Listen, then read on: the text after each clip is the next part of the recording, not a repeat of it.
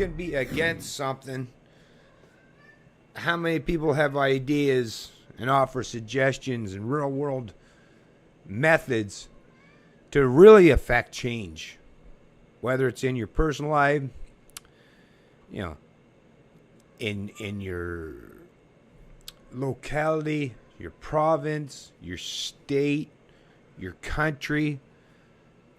I'm here to tell you that in addition to the fact that I rail against all the entrenched central planners, central governments, force and coercion as a means for people to cohabitate and coexist, I'm also going to start making some videos offering. I've already posted one to the business community, but this will be another that I'm offering that, I'm not just here to rail against the status quos, the establishment, failing models, central planning, all that shit. I'm here to offer suggestions as well. And one of the first suggestions that I can offer that would have a much more profound effect than all these other stupid political endeavors that people are trying to attempt, which always fail. Give someone the power to control, put them in a position where they have control over society. And as much as you might think they're going to want to be so principled and moral that they're just that power's not going to corrupt them, well, we know that it's usually a failing model in that aspect. But what I will say is, look at the public sector. The people that work for government, every one of us, probably everyone in Canada has at least one person in their family that works either directly or indirectly for the government, for the central planners, the control freaks, the sociopaths in society, or the mega corporations, which are just another branch, the cronies of central planning, right? We all know these people. So what I'm going to put forth in this video right now is, if you want to really affect change in not just this country or your locality or anywhere in the world for that matter, is make it a point that if you have family, friends, neighbors, people whatever the relationship is, if you know people that work for the government whose salaries, whose livelihood rely on maintaining the status quo, start explaining some things to them. Start talking to them. Think about the videos, the articles, audio, books. It seems like a never-ending amount of material out there that you can use to present your ideas and the philosophy of liberty and what real freedom is all about and proper economics. There's all kinds of ways that you can use that in this modern world, the age of information that we now live in, to help propagate the message of liberty.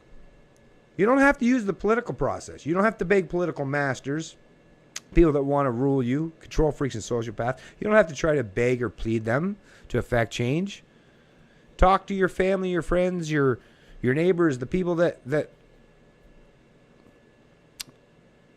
have that where their morality and their occupation conflict. Talk to them about that. Explain to them. And this is the most important thing. When people worry about, if libertarians or anarcho-capitalists or voluntarists ever get into power, which that's the thing. I don't believe anyone should ever get into power where you can force your ideas, opinions, or ideologies on anyone. But the most important thing you can do is teach people to not use that as the platform for change.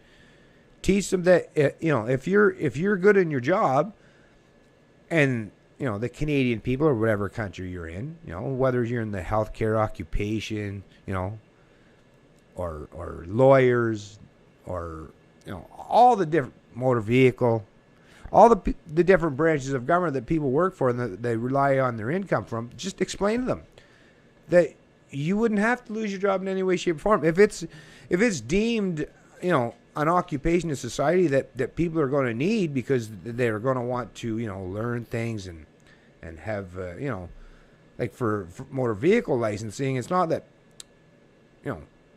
It's not that people are going to think that tomorrow people are going to want to just go out and just drive a car without having to have any training or anything. You know, there's all kinds of things that people, or healthcare, doctors, nurses, you know, home care providers, all these people, you're needed no matter. You don't need bureaucrats or to use the force or gun in the room to make your job or your position, you know, something that's needed in society.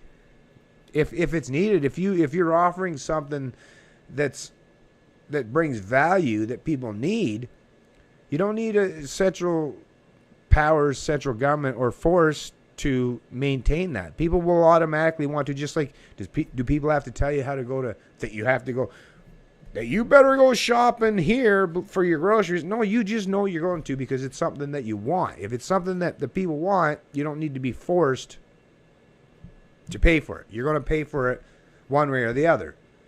It's all, most of the stuff that we talk about when it comes to government, it's just accounting bullshit. But they don't want to make it seem that simple because then they lose the power, right? That's how they lose the power. If people realize that it's just a matter of replacing bureaucrats, politicians, control freaks, and sociopaths with, you know, money crunchers or pencil pushers, yeah, they'd be, whoa, you know, oh, don't say such things. Ooh, the heresy, right? But it's simple. Replace these people, like the control freaks, the people that think they're the rulers over society, with people that recognize that they're just another person that's part of the economic model in any country. They're just another gear in the cog in the system, right? Another gear in the system. As long as they understand that and they don't feel that they have this magical, mystical ability to force their ideas or opinions or ideologies on others, we're all still going to have these kinds of services that we've all grown to love and enjoy and appreciate, and the safety nets that are offered. You know, obviously, I mean, of course, I would believe the majority of people that if you got rid of government tomorrow would all vote and say, yeah, I still want to have health care where we pay into like a pool, like just like any other kind of insurance. Everybody pays in a certain amount, and we base on how much the cost is based on how much of the expenditures that go out on in the run of a year.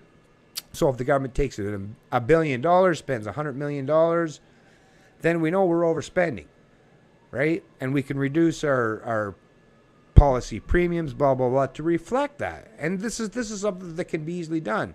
And it doesn't have to be mandated. People are automatically going to want it to protect themselves. And that's the thing. You don't have to rely on altruism. People will automatically want to protect themselves, their family, for their own selfish reasons. Forced collectivism is an old world model that's, it's failing tremendously, and people know this now. And this is like I say, I'm offering suggestions. Get to the people that are in the public sector, the people that support government, central planners, you know, force and coercion. If you want to affect real change without having to dive into the cesspool of politics or even further legitimize the system, talk to the people. Talk to the people that you know that work for the government, the public sector, especially your enforcers. Think about how important it is to get to the people that are the enforcers of the central planners and control freaks in society. If you can get to them, explain to them properly, use sound, you know, judgment, morals, and ethics, and principles, and explain to them that, yeah, it doesn't even mean that nobody doesn't want to have people that are willing to protect private property, and you know, there's always going to be a need for someone to enforce, you know, natural and common laws that everybody accepts. You know, don't hurt other people, don't steal, don't, you know, crimes that involve victims, there's always going to be a need to have people that are going to want to deal with it. Same with some kind of a court, arbiter. No one's trying to say that you can't still have courts and all this stuff. The point is, though, in the political realm, as everyone knows, and we see now today, is the rules are not even consistent. Imagine raising your family in a household where you get to change the rules every few years. I mean, think of how confused and messed up your kids would be if, well, yeah, but I thought the rules used to be this, but now the rules are this because someone else has a different ideology. No, proper morals, ethics, you know, natural and common law, the things that have taken hundreds and hundreds of years to iron out, we can use them as the platform and the basis to build upon. But this whole, in the political realm, it just comes down to who gets to control and force their ideas or populist opinions on each other.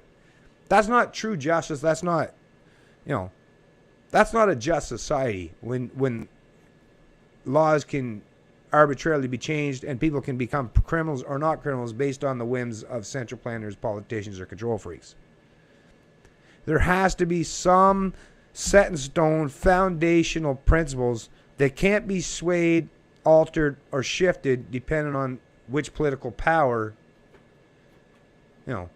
becomes the force to impose their ideas on everyone else. This is the most important thing. So yeah, to me, and I'm going to try and wrap this video up here. I don't want to make my videos too long, but yeah, one of the things that I'm trying to explain to people is if you want to truly affect change, talk to the people who are employed by the state, or even subsidized in some way, shape, or form the state, and explain to them that, especially if they're in a position where, their occupation is important and people in society are going to deem that necessary regardless if it's mandated or not. Just like someone that builds a home, someone in construction, they don't need government to tell them to force everyone else to. They just know that there's going to be people that are always going to want to buy homes. So if you're a home builder, you're going to always have, a way to be able to continually keep yourself busy and employed, blah, blah, blah, and maintaining some kind of profit and expanding your business. Most things in life don't need to be forced on us. Think about it on your daily basis when you go out and do things. Buy your gas, da-da-da-da. You get to choose. You have options.